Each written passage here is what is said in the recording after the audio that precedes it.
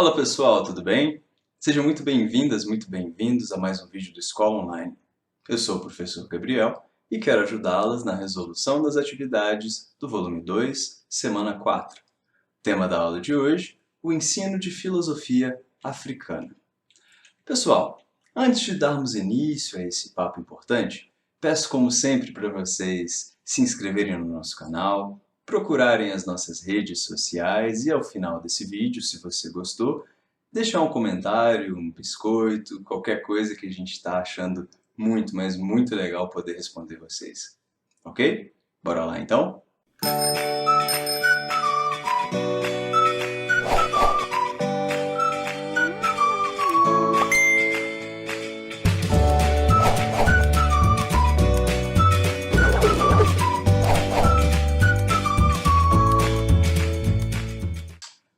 Pessoal, vamos começar então a nossa aula com um consenso. Vamos estabelecer um consenso aqui.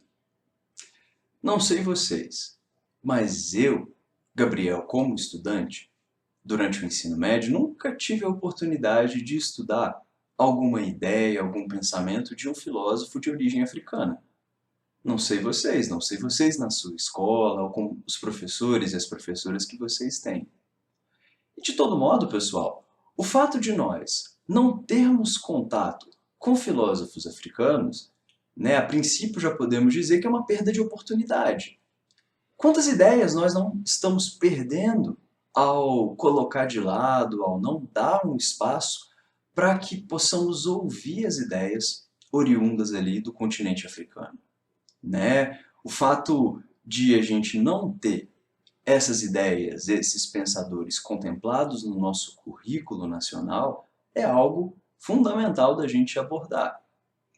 Até porque isso possui consequências tanto do ponto de vista da perda de uma oportunidade, até mesmo consequências no impacto social mesmo, como a gente pode ver na resolução da atividade 1.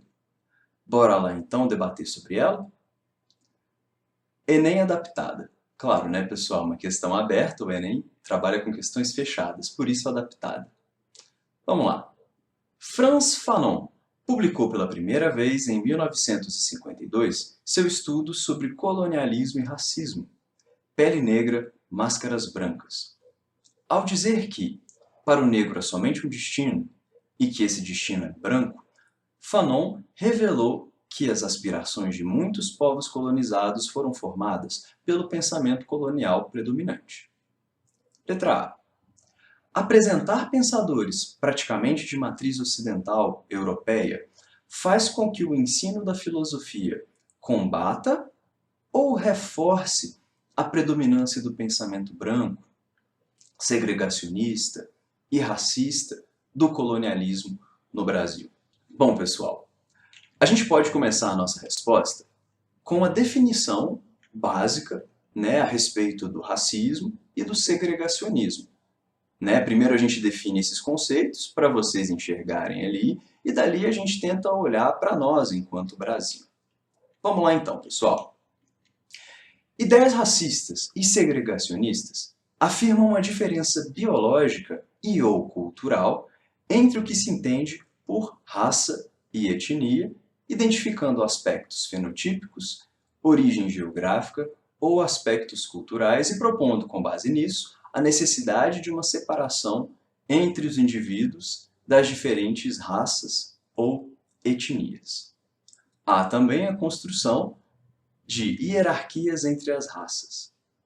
Então, pessoal, quando a gente para poder analisar o que é o racismo, o que é o segregacionismo, essa é uma ideia possível e bem visível da gente ter.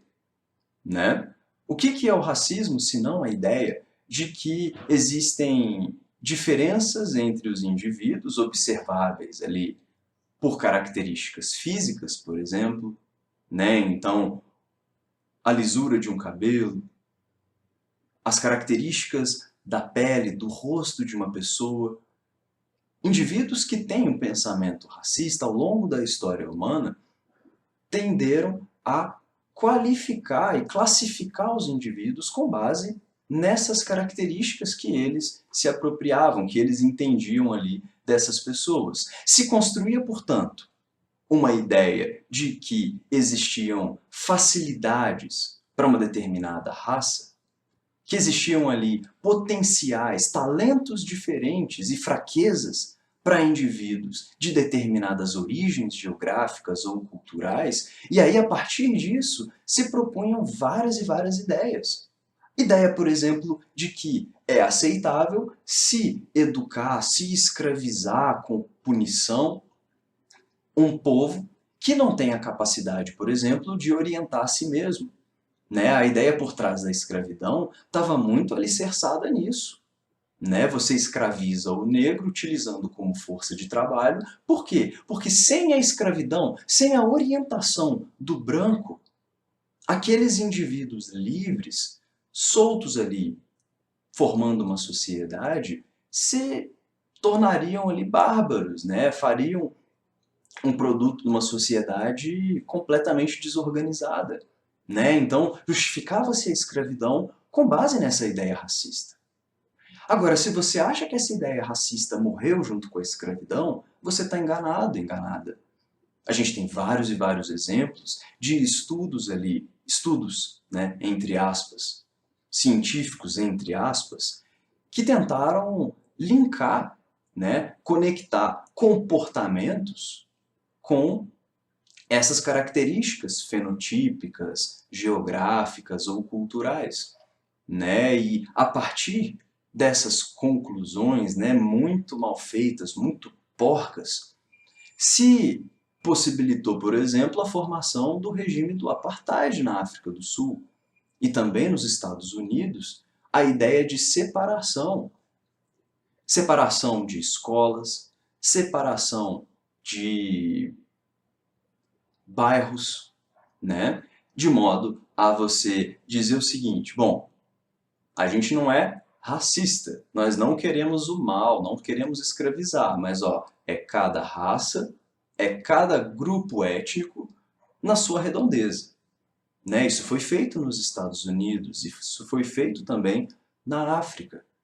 Né? Então você separar os indivíduos pelo critério da sua origem cultural, das suas características fenotípicas, é uma realidade. E essa realidade veio para o Brasil também, né, de uma maneira, pelas leis, por exemplo, eugenistas, pelas propostas, perdão, eugenistas que foram feitas no século XX no Brasil.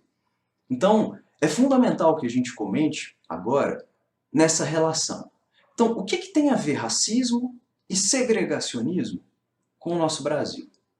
Bom, para começar, essa maneira de pensar que queria classificar as raças conforme os seus potenciais, né, dizendo ali o que era apropriado, o que era legal, com base no comportamento do europeu, isso aconteceu pra caramba durante a nossa história colonial. Né? Só a gente vê, por exemplo, o que era a definição do homem bom. O que era o homem bom? Era o equivalente ao cidadão no Brasil colonial.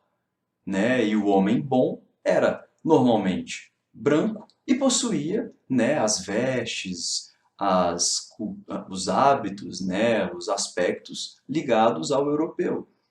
Então, desde o Brasil colonial, a gente já tem essa coisa da escravização do africano, né, da catequização, do embranquecimento, né, do indígena, trazendo ele para a fé verdadeira, o cristianismo, né, e a exaltação, portanto, das qualidades, dos aspectos europeus.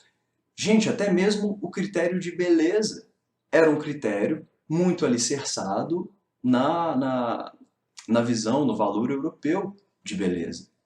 As vestimentas, os hábitos, né, tudo aquilo que era oriundo do índio era qualificado como selvagem. Tudo aquilo que era oriundo do africano era qualificado como barbárico. Então, a nossa história não se separa, não se divide dessa história do racismo e da segregação também. Né? A gente vê em diferentes medidas, comparando com outras regiões, né? Mas isso aconteceu no Brasil. E, pessoal, até o próprio sociólogo Florestan Fernandes e todo um conjunto de sociólogos ao longo dos anos 60 e 70 reafirmaram como que o Brasil mantinha, né, há alguns anos atrás, algumas décadas atrás, ainda uma separação prática. Tipo assim, quais funções, quais profissões eram ocupadas majoritariamente por brancos? Quais profissões eram ocupadas majoritariamente por negros?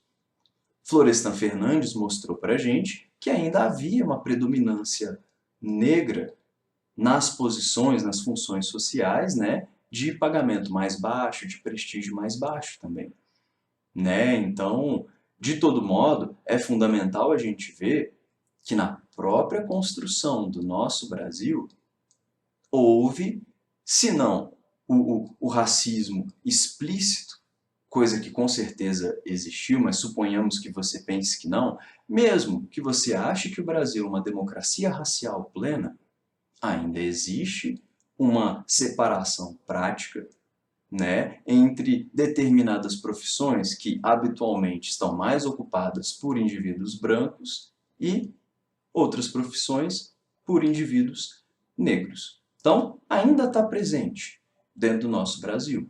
E claro, pessoal, ainda existem núcleos radicalmente favoráveis a essa separação, a esse segregacionismo. Basta vocês olharem, por exemplo, as notícias sobre grupos de superioridade branca, indivíduos ali que acreditam que a raça branca, né, a raça europeia, nem somente a raça ariana, não, mas num termo mais geral, sabe? A raça branca, pensam alguns supremacistas, ela é superior às demais. Então, assim, até que ponto, agora sim pensando na nossa questão, né?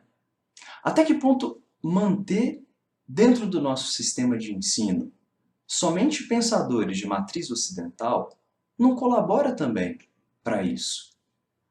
Não vou dizer que você vai se transformar numa pessoa mais racista ao final do seu curso de filosofia, não. Não estou dizendo isso. O que eu estou dizendo, o que eu estou propondo aqui para vocês, é a ideia de que continuar a estudar somente filósofos brancos de matriz europeia, ocidental e tudo mais, não colabora para a mudança desse problema social no Brasil, né? E para o caso de alguns radicais, para o caso de algumas pessoas realmente segregacionistas, racistas, supremacistas brancos, né, que existem no Brasil, isso pode até fortalecer a mentalidade desses indivíduos. Então, por isso, eu acredito, né, respondendo à pergunta, que isso reforça a predominância, né, desse pensamento eurocêntrico, branco e tal, e racista que está lá dentro da nossa mentalidade colonizada ainda. Ok? Demos um passeio bem amplo, né? Mas o tio não queria deixar a resposta no meio de caminho. Estou fazendo assim por causa do filtro. Ok, pessoal? Então, vamos lá. Letra B. O ensino de filosofia de matriz africana pode ajudar a combater o racismo no Brasil? Sim. Mas de que forma?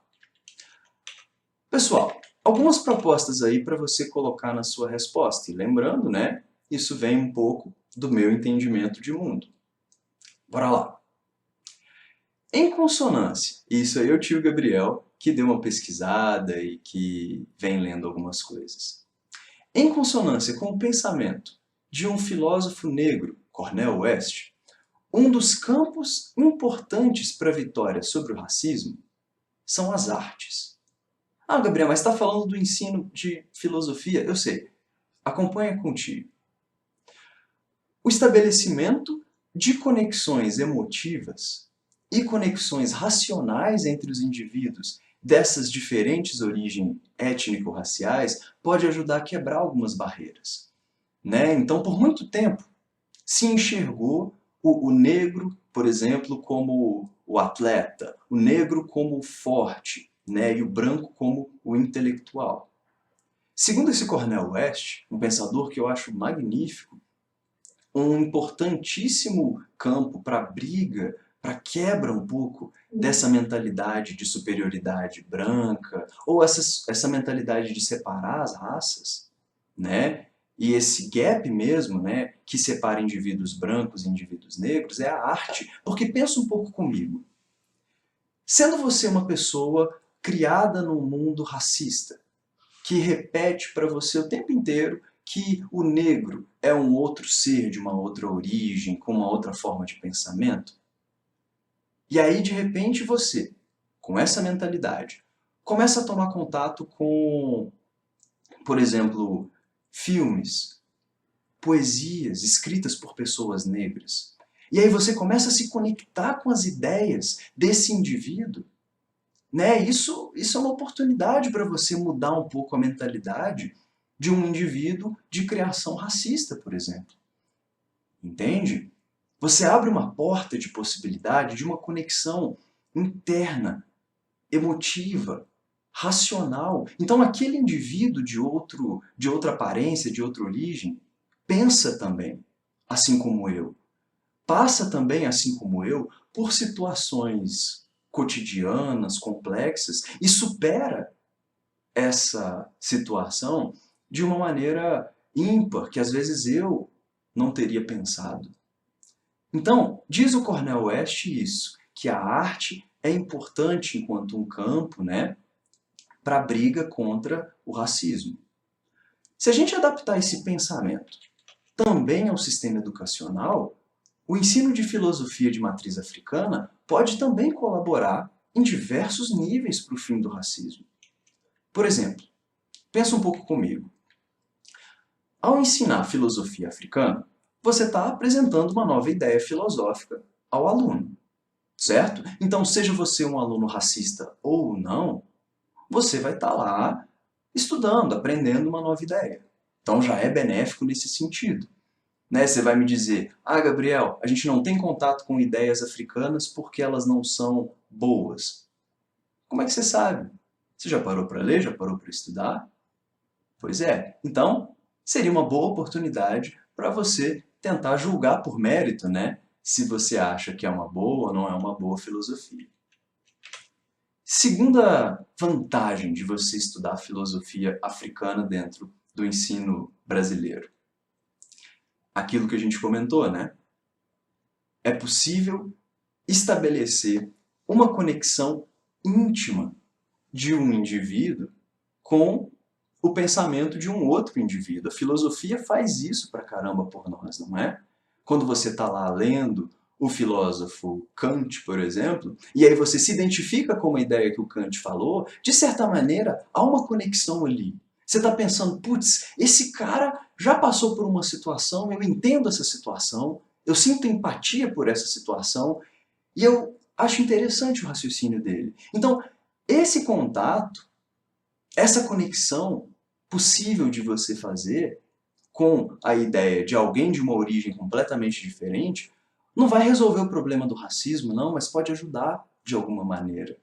Pode mostrar para um indivíduo segregacionista e tal, que você tem muito a aprender com alguém de um fenótipo, de uma origem diferente da sua. Não é verdade? Além disso, pessoal, né, ensinar filosofia africana vai poder, né, mostrar para nós uma nova origem possível para pensamentos complexos sobre o mundo. Então, mesmo que o indivíduo não seja racista, só do fato dele tomar contato com aquilo, ele já vai falar, olha que interessante, a África não é somente aquele local da música, da dança, ou sei lá, da pobreza, vai que alguém ainda pensa assim, mas é também o local do pensamento, da reflexão, né? E por fim, pessoal, a gente ainda pode falar que a partir do momento em que você possibilita ao aluno negro, ao aluno de origem africana, a enxergar em si mesmo, né, esse papel possível de filósofo, né, a partir do momento em que você dá representatividade a uma pessoa negra dentro do espaço escolar, um filósofo, uma filósofa, você permite que aquele aluno que é negro, né, pense assim, caraca, se essa pessoa conseguiu, eu também talvez possa conseguir. Né? Muito do que a gente faz é espelhando alguém similar a nós, né? Você olha para um referencial e fala, putz, se aquela pessoa conseguiu e aquela pessoa parece comigo, talvez eu consiga também. A gente sabe, né? A mentalidade humana às vezes trabalha muito nessa imitação. Então, olha que oportunidade interessante que se abre, né, para o aluno, para a aluna negra, né, de ver em si mesmo, né, um retrato, um espelho do que você, enquanto aluno, pode se tornar no futuro. Como aquela pessoa africana conseguiu se tornar uma filósofa, um filósofo. Ok, pessoal? Por fim, pessoal, atividade 2, Enem. Uma questão objetiva, vai ser um pouco mais rápido. A Lei 10.639, de 9 de janeiro de 2003, inclui no currículo dos estabelecimentos de ensino fundamental e médio, oficiais e particulares, a obrigatoriedade do ensino sobre história e cultura afro-brasileira e determina que o conteúdo programático incluirá o estudo da história da África e dos africanos, a luta dos negros no Brasil, a cultura negra brasileira e o negro na formação da sociedade nacional, resgatando a contribuição do povo negro nas áreas social, econômica, política pertinentes à história do Brasil, além de instituir, no calendário escolar do dia 20 de novembro, uma data comemorativa do Dia da Consciência Negra. Bora lá!